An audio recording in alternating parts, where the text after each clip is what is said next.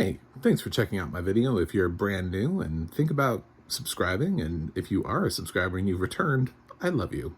My name is John Stark from AmericanMovieGuy.com, and this is my review of Morbius. I'd like to point out that this is in fact September, and this movie came out a few months ago, and lots of opinions have already come out about Morbius that I'm having to fight while watching this film. So I've heard them all.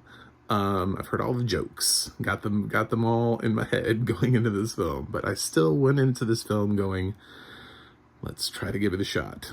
I'm also a blind film critic, so I can't comment on the visual effects, which I know a lot of people were like, oh, the visual effects in this, not great. So yeah, if you want me to talk about that, I'm not going to. I'm gonna talk about the film. I'm gonna talk about our friend Morbius. We live in a day and age where every single Marvel character in the known world is getting their own film or TV series, or they're appearing in someone else's TV series. Doesn't really matter where or who or anything. I saw like Moon Girl was getting her own Disney animated series. Everyone, I don't even know what's happening. It's eventually, if there's a comic book hero you like, they will probably appear somewhere. So Morbius got his own film from Sony because Sony has the rights to certain characters that are linked to Spider-Man, and they're gonna put all of them in every single movie just to annoy the shit out of Kevin Feige. I mean, some of the films that they've announced, I'm like, does that character need their own film? I don't think do I need a Kraven the Hunter film? I don't know that I need a Kraven the Hunter film. Kudos, by the way, because I will say the world did need a Venom film. The world did not need that Venom film, but the world does need a Venom film. Venom is actually a big enough character to warrant his own franchise. Everyone else, probably not. I'm just gonna go with that. Yeah, so we got Jared Leto, and I think he probably was attracted to this role because it's the first time he hasn't needed to just get...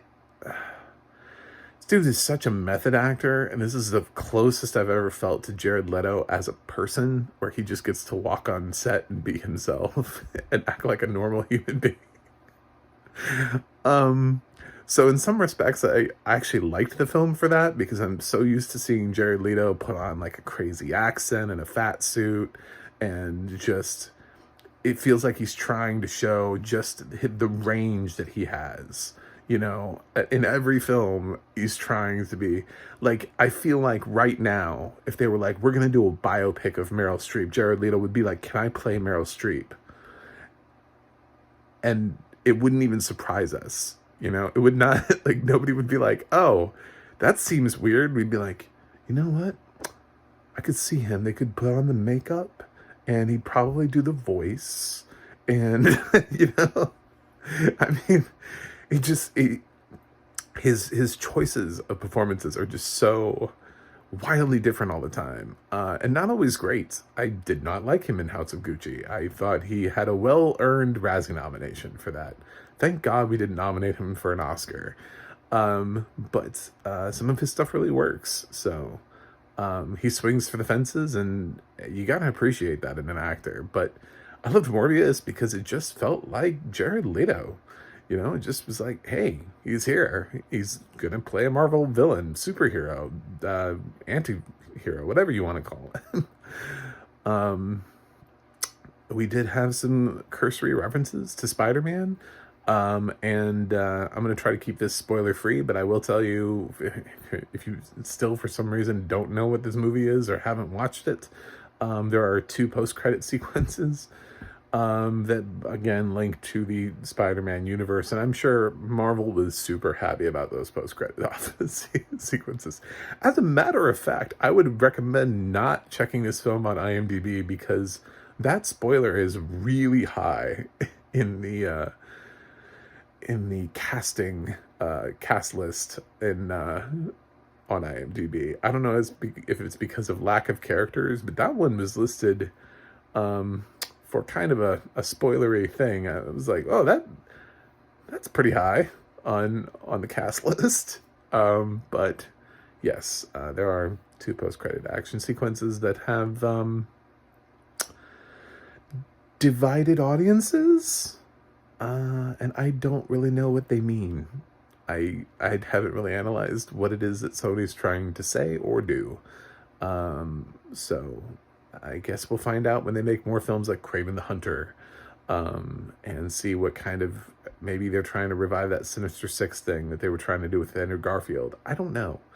But this film is not as terrible as many have made it out to be. It's just boring. Its greatest sin is that it doesn't do anything new in terms of superhero movies that we haven't already seen before. There was no vision given here. It kind of feels like it's trying to go for like some standard paint by numbers thing, which honestly, so did Venom. There really was not a lot of ingenuity put into the action sequences or into the characters, or it's not funny, it's not fun. The villains are not really well developed. Matt Smith here plays the best friend of Jared Leto, who,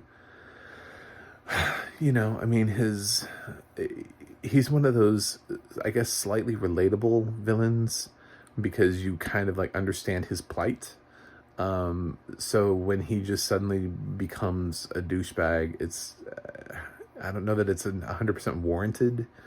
We didn't really write the film for it. We just kind of were like, oh, he's going to be the bad guy. I would have loved to see that played out more. I think a better director would have played out that dynamic a little bit better over time and seen the divide and the pull between best friends, because it's an interesting dynamic to set that up. So, because Michael Morbius is working the whole film, they both have this disease that should have killed them a long time ago. But Morbius has turned into this brilliant doctor who's so smart that he like turns down a Nobel Prize. He's like turns his nose. He's like, no, I don't want your Nobel Prize. And he's just working on trying to find this cure for his disease that also afflicts his friend. It's a super rare disease. And the two of them have bonded and stayed alive all these years against the odds. And he finds what he thinks is a solution, kind of like how, you know, Bruce Banner with gamma rays and, I don't know, everyone else who's ever thought they found something in a superhero film. They're like, oh, this will make me better. Ah, will it? You are in a superhero franchise, so this could go one of two ways. So yeah, it makes him thirst for blood. Not necessarily in the traditional vampire way. He doesn't exude the traditional vampirisms, if that's a word. I just made it a word. But he does kind of realize he's got a problem, you know. He's got blood is an issue for him, but not really, because this film is PG-13, so it's as much of a problem as it can be for a PG-13 film. This film might have been a whole lot different if it was rated R and was directed by somebody who was better than the director we have. Sony could be making better movies, they just choose not to. Seriously, they have, this is a talented cast. Morbius could have been a really interesting R-rated villain, but they are trying to keep their heroes PG-13 for some reason. I don't know why, because it's long been thought that Deadpool is going to integrate anyway, even though he's R-rated. So that when he does finally integrate into the Avengers universe, that he, you know, they'll work around it. So I don't know if that's their fear, is that one day that, you know, they want to keep their people available for Kevin Feige to come along and do what he's doing with Marvel's characters. That's another example. Like, those were TV MA series, and he's working Charlie Cox back into the universe, and Daredevil wasn't really written for kids. So why don't you just swing for the fences with Morbius and make the best damn film you possibly can, get the right director, and just have a home run? If the film is great, if you turn Morbius into the next Deadpool, Marvel won't be able to look away. It really doesn't matter. Instead, you just kind of made this. And when I mean made this, later on we get introduced to police officers made by Tyrese Gibson and Al Madrigal, who could not be more lost in this film than if I mean, they're barely relevant. I felt bad for them being in the film. I think Tyrese, I remember him posting set photos on Instagram and stuff. He was so excited to be in a Marvel movie. I think he then saw it later on and was probably like, oh my God, I wasted my Marvel movie. You know, like, oh, poor guy. Like, he should have just waited. He should have waited for, like, a better phone call.